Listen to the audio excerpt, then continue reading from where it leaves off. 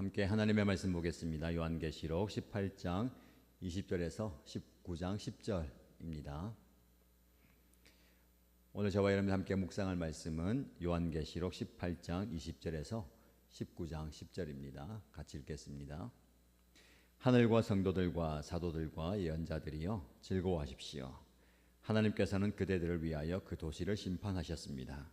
또 힘센 천사가 큰 맷돌과 같은 돌을 들어 바다에 던지고서 말하였습니다. 그 큰 도시 바빌론이 이렇게 큰 힘으로 던져질 터이니 다시는 그 흔적도 찾을 수 없을 것이다.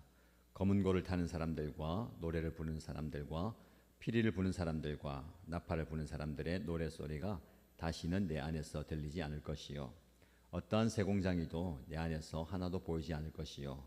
맷돌 소리도 다시는 내 안에서 들리지 않을 것이다. 등불 빛도 다시는 내 안에서 비치지 않을 것이요. 신랑과 신부의 음성도 다시는 내 안에서 들리지 않을 것이다.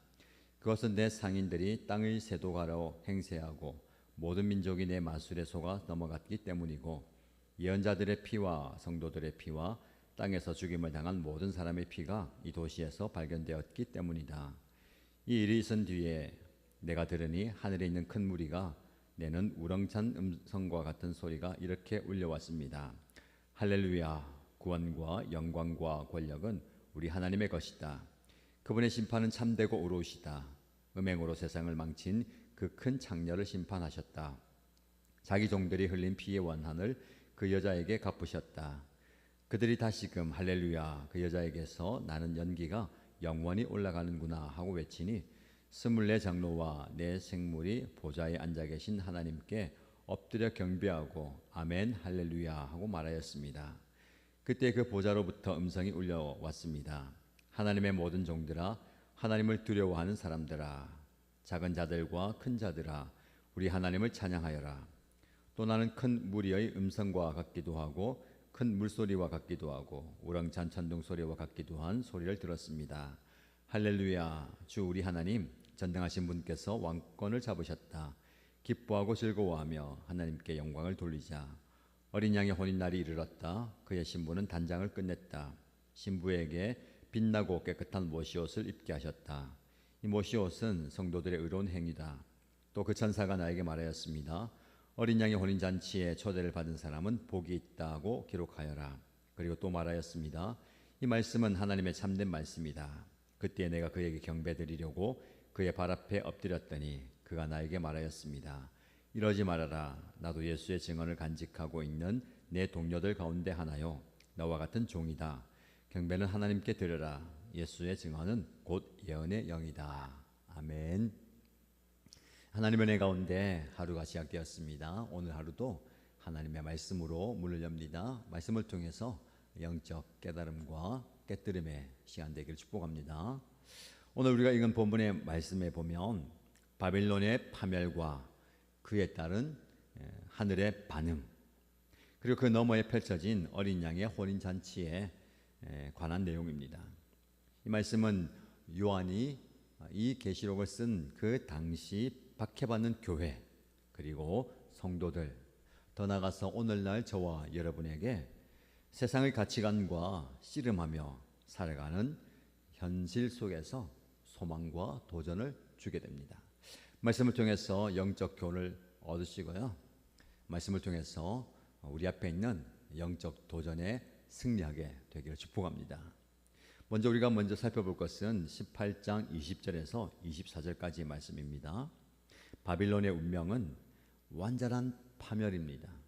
바빌론이 완전히 무너지게 됨을 이야기합니다. 돌이킬 수 없는 파멸의 자리로 가게 된 바빌론입니다. 20절 말씀 보시면 하늘과 성도들과 사도들과 예언자들이여 즐거워하십시오. 하나님께서 그대들을 위하여 그 도시를 심판하셨습니다 라고 말씀합니다. 단순한 복수심의 표현이 아닙니다. 하나님의 정의가 마침내 실현되었다라는 겁니다. 하나님께서 너희를 위하여 그 도시를 심판하셨다라고 말씀합니다. 21절 말씀에는 강력한 상징적 행동이 나옵니다. 힘센 천사가 큰 맷돌과 같은 돌을 들어서 바다에 던지죠. 이것은 예레미야 51장에 바벨론에 대한 예언을 담은 두루마리를 유프라테스 강에 던지면서 바벨론이 이와 같이 가라앉고 다시 일어나지 못하리라고 했던 부분을 상기시킵니다. 맷돌은 아주 무거운 물건이잖아요. 바다에 강에 던져지면 깊은 곳에 들어가 버립니다. 다시는 발견되지 않을 것이다 라는 말씀. 바빌론도 그것처럼 완전히 파멸된다라는 것을 우리에게 보여줍니다. 22절, 23절 말씀 보면 바빌론에서 더 이상 들리지 않는 일상의 소리들을 소개합니다. 그가 완전히 파멸되어서 평소에는 들렸던 여러 가지 일상의 소리들이 들리지 않는다라는 겁니다. 어떤 소리일까요? 음악 소리입니다. 검은고의 소리, 노래 소리, 피리 소리, 나팔 소리 같은 음악 소리가 들리지 않는다라고 얘기합니다. 그리고 기술자들의 활동하는 소리도 들리지 않습니다. 심지어 일상적인 음식을 준비하는 맷돌 가는 소리도 들리지 않습니다. 저녁 활동의 가능성인 등불빛도 보이지 않습니다. 신랑과 신부의 음성도 들리지 않습니다. 이것은 완전한 파멸 가운데 더 이상 삶의 희망과 소망이 없다라는 것을 보여줍니다. 이 모든 것의 부재는 바빌론이 완전히 폐허가 된다. 그리고 모든 것이 다 사라진다라는 겁니다. 왜 이렇게 바빌론에 대해서 강력한 심판을 선포할까요? 그들은 경제적인 착취와 부의 남용으로 그리고 영적 우상 숭배에 빠졌습니다.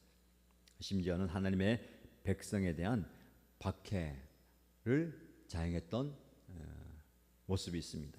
그래서 이 세 가지 죄, 말씀드렸듯이 경제적인 착취, 영적인 기만, 무고한 자들에 대한 박해, 그것이 바로 바빌론이 심판받는 이유입니다. 오늘날 우리에게도 마찬가지입니다. 세상을 향한 그 불의와 영적 우상 숭배와 그 압박과 박해가 이 세상을 파멸로 이끌게 되는 겁니다. 19장 말씀으로 넘어가면 이 모든 것에 대한 하늘의 반응이 나오죠.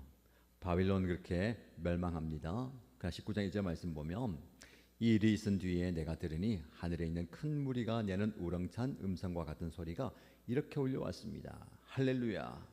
구원과 영광과 권력은 우리 하나님의 것이다. 하나님의 주권을 선포하죠. 찬양의 소리가 흘러 나옵니다. 찬양의 내용은 계속해서 하나님의 구원, 하나님의 영광, 하나님의 권능, 하나님의 심판의 참됨과 의로움을 노래합니다. 특히 하나님께서 당신의 종들의 피에 대한 원수를 갚으셨다라고 표현합니다. 하나님께서 원수 갚으셨다. 죄에 대한 악에 대한 원수를 갚으셨다라고 표현합니다. 이 부분은 우리에게 하나님의 심판이 최종적으로 완성되고 하나님을 찬양할 수 있는 이유가 된다라는 것을 보여줍니다. 조금 의아하게 들릴 수 있습니다. 하나님의 심판이 하나님을 향한 찬양의 이유가 된다라는 겁니다. 바빌론의 멸망은 단순히 파괴 그리고 심판만 말하는 게 아닙니다. 하나님의 정의와 하나님의 공의의 통치가 이 땅에서 실현된다라는 겁니다. 하나님을 믿는 하나님의 백성들은 개인적인 복수를 구하지 않습니다. 그러나 하나님께서 의로운 심판으로 그것을 갚아주신다는 거예요. 그래서 하나님을 찬양하고 예배하는 겁니다. 6절에서 10절 말씀 보면 어린 양의 혼인잔치가 나옵니다.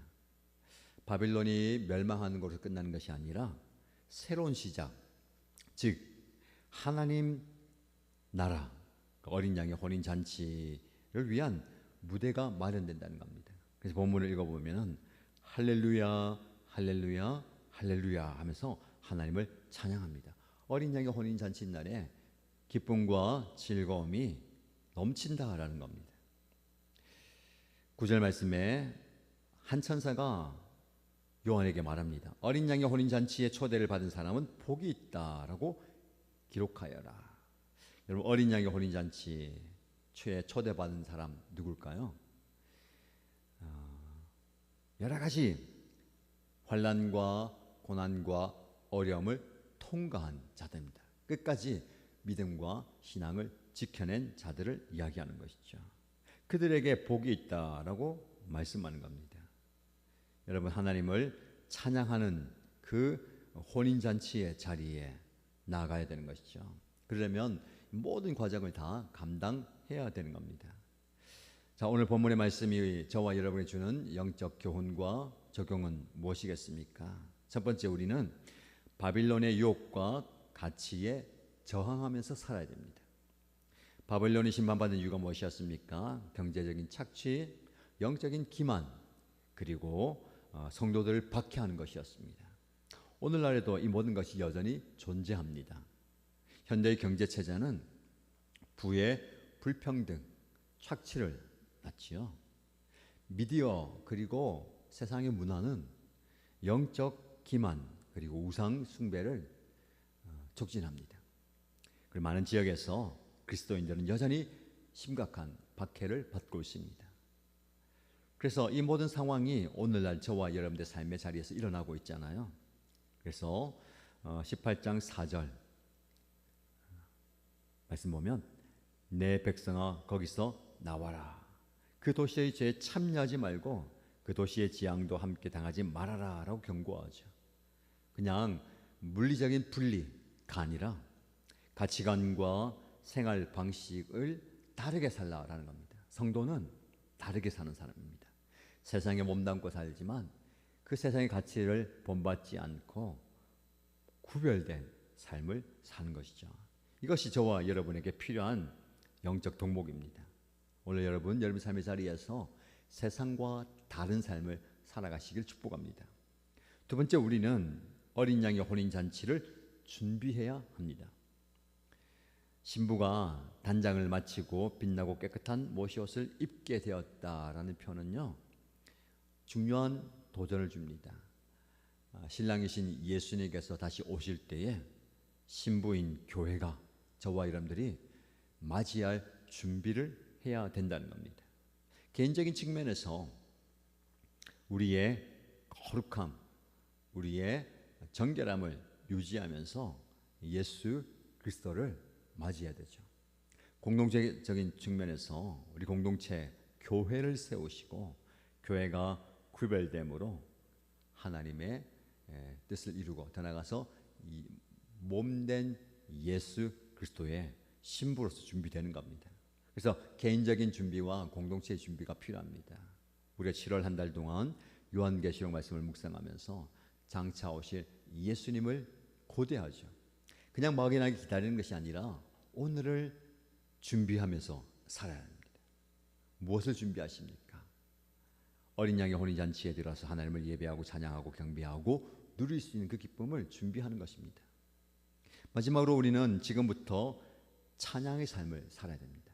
오늘 본문의 말씀에 보면 하늘의 무리들이 할렐루야를 외칩니다. 하나님의 통치를 기뻐하는 거예요. 하나님의 통치의 새 나라를 기뻐하는 겁니다.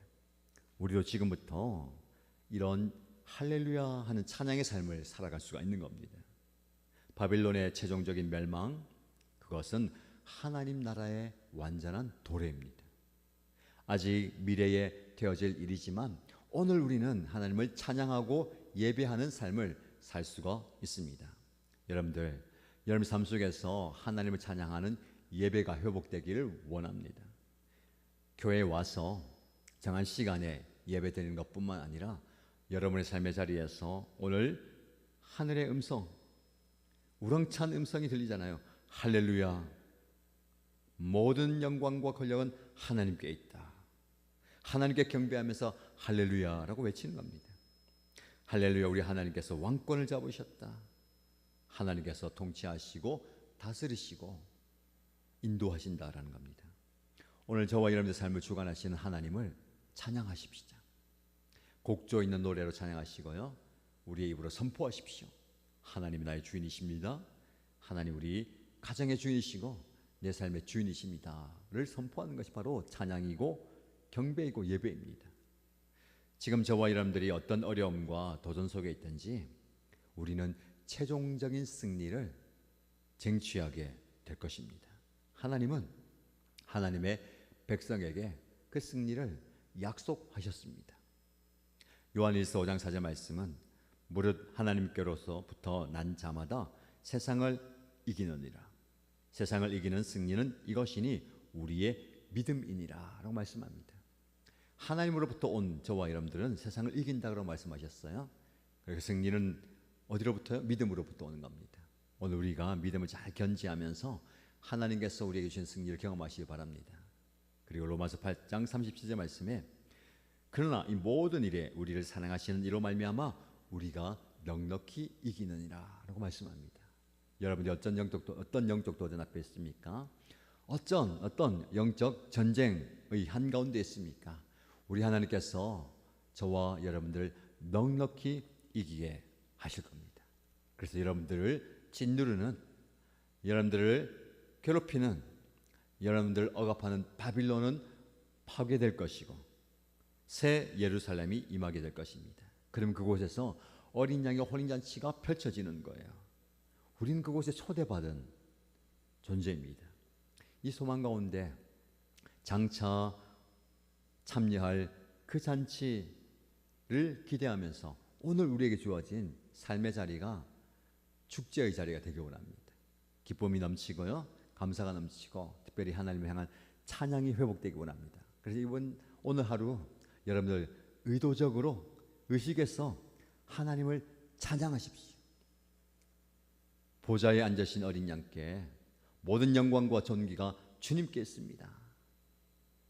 어린 양의 혼인잔치에 참여하는 찬양을 의도적으로 많이 부르심으로 여러분 삶 가운데 이 기쁨이 회복되기를 축복합니다. 이 기쁨을 함께 누리는 저와 여러분 되시기를 주님의 이름으로 축복합니다. 함께 기도하겠습니다. 첫 번째 기도 제목입니다. 모든 역사를 주관하시고 마침내 공의를 세우신 하나님, 내 삶 가운데, 내 삶의 영역 가운데 하나님의 통치가, 하나님의 다스림이 영원히 계속되기 원합니다 라고 기도하십시다. 두 번째 기도 제목은 하나님, 우리의 소망이 이 땅에 있는 것이 아니고 하나님께 있습니다. 그러므로 우리는 이 땅을 살아갈 때에 작은 일 때문에 낙심하지 않고 절망하지 않고 하나님이 주시는 그 기쁨과 즐거움이 회복되면서 하나님의 축제, 하나님이 나에게 주시는 그 즐거움의 잔치가 오늘 펼쳐지기 원합니다 라고 기도하시기 바랍니다. 우리 교회 공동체를 위해서 기도할 때에 우리 공동체 안에 절망 가운데 있는 분들, 낙심 가운데 있는 분들, 삶의 무게로 인해서 지쳐있는 분들이 우리 목장을 통해서, 우리 연합교회를 통해서 샘을 공급받을 수 있도록 이 공동체 안에서 기쁨과 즐거움을 회복하기 원합니다 라고 기도하십시다. 이 기도 제목을 함께 기도하시고요, 개인의 기도 제목으로 하나님께 간절히 기도하겠습니다.